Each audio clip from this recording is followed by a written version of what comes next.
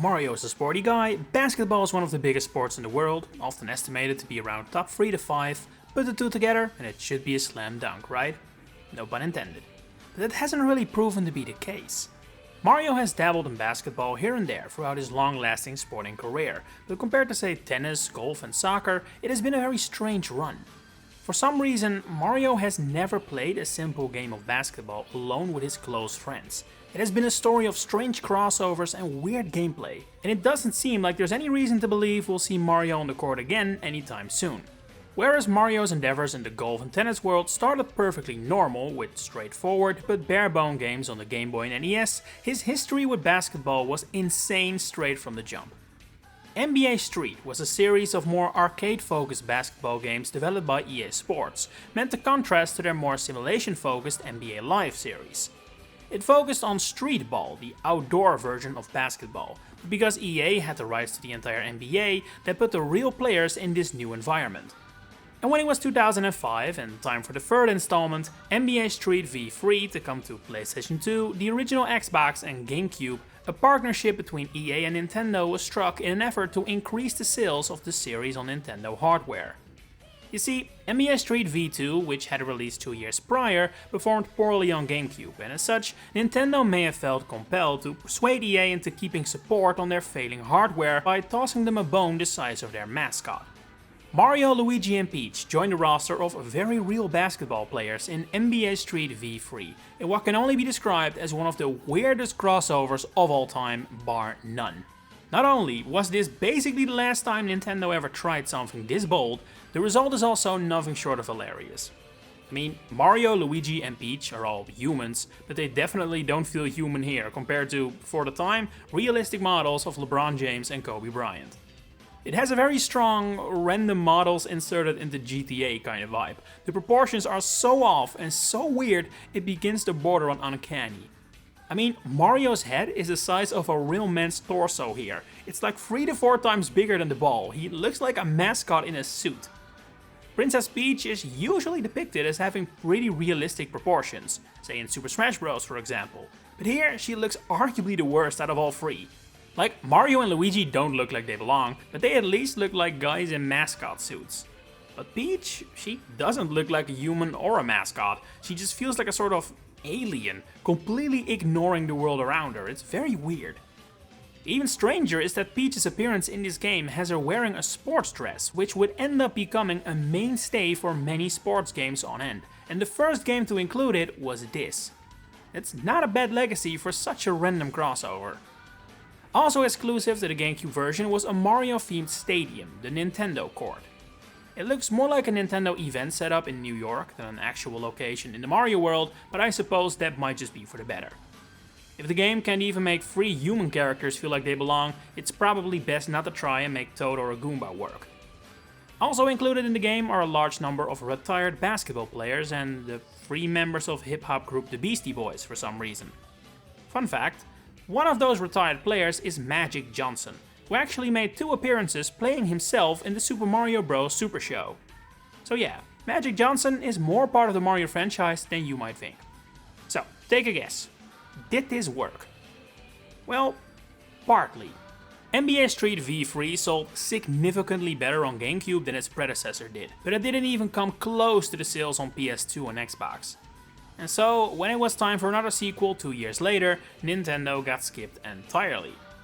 But by the time that game was released in 2007, Mario had already returned to the basketball court, just without magic and now with mages. Developed by Square Enix was Mario Hoops 3-on-3, a real, proper attempt at making basketball another pillar of the various Mario sports series. Unlike all other attempts though, this sport wasn't brought to home consoles, and instead came to Nintendo DS, which meant a lot of it was riding on touchscreen controls. So many touchscreen controls. You wanted to pass the ball? Touchscreen. Dribble? Touchscreen. Shoot? Touchscreen. Block? Touchscreen. Everything in this game except walking can be done with the touchscreen. And while there are also button options for all this, the game makes it difficult to use those, because you need to draw a certain symbol to do a special shot. You could quickly switch of course if you really wanted to, but it is clear that the game wants you to do everything with the stylus. And that's a shame because as a kid, I actually found this game to be super addicting and fun, but because of the gameplay style, it became monotonous fast, and due to being on handheld, it's not as packed with content or suitable for multiplayer as other Mario sports games. At least the roster is fun though. You've got a good selection of Mario staples here, as well as some fun tapping into deeper cuts as well, with Birdo, Dixie Kong, Boo, Fly Guy and Paratroopa all playable. But of course, the real standouts are the characters Square Enix brought along. Moogle, Cactuar, Ninja and a Black and White Mage are all here from the Final Fantasy series, and while I had no idea who these faces were when I played this game originally, I instantly really liked them, so that speaks volumes to how well chosen this crop was. The art style of this game is also really good. It has some edge to it, similar to Mario Strikers, but because everyone retains their usual appearance, it stands out a bit more compared to other Mario titles. Furthermore, you've got stadiums that tap into the two series nicely, with places like Luigi's Mansion and Sherbet Land here, and there is some decent depth to the gameplay as well, with a ton of items to use as well as panels on the floor that can give you coins when you dribble on them, with those coins giving you more points if you score. You can unlock more balls to play with, there are alternate costumes. Compared to modern Mario sports games, it's pretty meaty. But it all makes for a bit of a weird package too. Yeah, there's certainly a good game here. It has everything a Mario sports game should have, which some later titles definitely can't say. And while it certainly isn't perfect, it is nothing to be ashamed of. However, I think this game more than any other proves that handhelds are not a good place for Mario sports titles. They thrive on multiplayer, they live off chaos, and that just doesn't really happen or feel the same when playing single player, which is obviously what most handheld play sessions will be. Had this game been a Wii or GameCube title, it released right between the transition, I guarantee you it would have fared better and we'd still have people wanting to see it again to this day. Because just think about it, Mario sports games are popular, basketball is popular, yet you never hear anyone talk about Mario Hoops, and that has everything to do with how unfun it is to play for longer periods when you're by yourself. But I don't know if that's the fault of the game, or just a result of the system it's on. Same thing with the heavy touchscreen focus. It makes it very hard to return to the game now, but at the time I didn't struggle with it. Plenty of games in the DS era were touchscreen heavy. Which is what makes the next time Mario picked up a basketball all the more interesting. But before we get to that, I have to talk about the baller names as this game had them. Each character has a nickname, a cool basketball player nickname, and these range from solid to bizarre to what the hell are you doing? Take Mario, he's a Jumpman. Cool, that works. Yoshi though is the Piranha Playa Hater, which kinda makes Yoshi sound like an ass. Daisy is the Cash Money Coin Collector, a title that feels way more appropriate for Wario, but he is Sir Stomp. While Luigi goes by The Question, which is a reference to the nickname of real-life player Allen Iverson, who was known as The Answer. Moogle listens to Game & Watch Me, which is a cute play on words, but feels very strange for someone who's not even a Nintendo character, and Diddy Kong, it's Diddy No He Didn't, which hasn't aged the best. It's still better than his team name in Mario Superstar Baseball though. Anyway, despite Mario Hoops not being a huge success, it did get a semi-sequel in the form of Mario Sports Mix for the Wii. At the time, this was a very exciting title because it was marketed and brought forward as a Mario sports game with multiple sports, more bang for your buck. Nowadays, in a world where Mario Sports Superstars and like 10 Mario and Sonic games exist, we know this is actually a bad sign and usually means the sports aren't as fleshed out as they need to be in order to be very fun. But in 2010, that wasn't my mindset. As you can expect, looking at the topic of this video, basketball is one of the sports included here, alongside volleyball, hockey, another popular sport Mario has never really dabbled in, and dodgeball, which feels like a great fit for a Mario sports game, but actually ended up being a bit boring. Since this is a Wii game, the problem of being single player focused is completely gone. This is a very easy game to pick up and play with friends. Droves of content to unlock are also still here, as are the Square Enix crossover characters, with Slime from Dragon Quest, a newly added face. Now, despite being a direct sequel from the same developers, Mario Sports Mix Basketball feels and plays completely different from Hoops 3-on-3, which can't really be a huge surprise when you remember the Wii doesn't have a touchscreen. But that also means that basketball here is not really an evolution from what it was in Hoops. It's essentially a completely different beast altogether. It has a different approach, with focused button controls and proper multiplayer, but no special shots, for example. The question mark panels are kept, but they now give items. The coin idea was removed, and in general, the entire feel of the sport is more minigame-esque. And that shouldn't be a surprise, it's just one of 4 sports rather than the main focus this time around, but it is a bit of a shame, because had Mario Sports Mix picked up basketball and continued with it, rather than do something new, this could have been a more definitive experience of the sport. Now, it's definitely not. I will say though that basketball felt the most complete out of the 4 sports, but I remember distinctly that hockey simply was more fun to play, because its controls were looser, there was more flair to it. Basketball was a little stiff, it didn't have the free flow of gameplay you expect from the sport.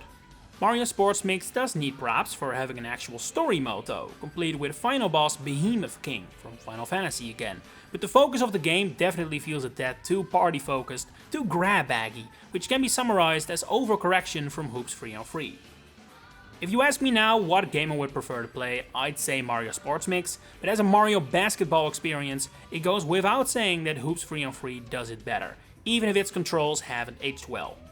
Following Mario Sports Mix, Mario and friends would pick up the basketball for one more time, as the sport is included as an event in Mario and Sonic at the London 2012 Olympic Games.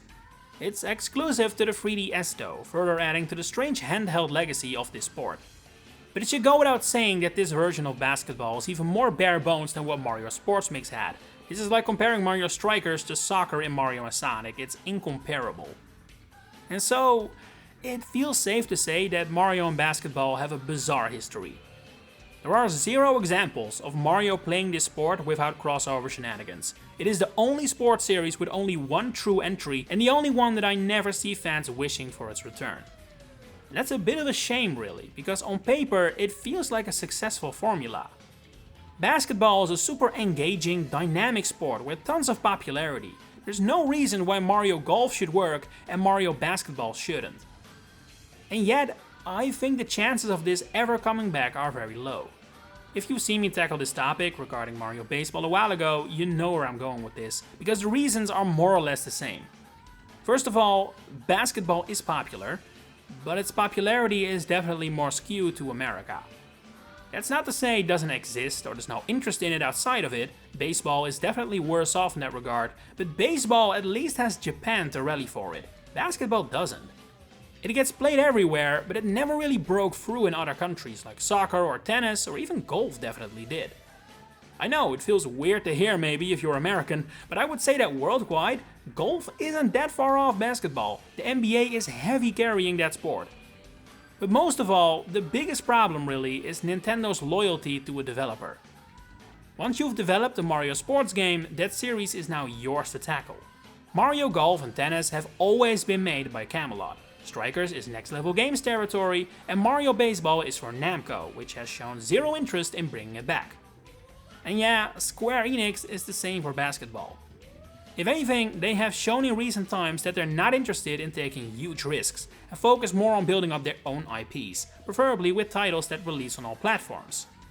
A Mario basketball game would be a bit of a risk, would not be released on all platforms, and therefore I don't think Square Enix is eagerly awaiting Nintendo's call. And from Nintendo's standpoint, well, why would they make the call?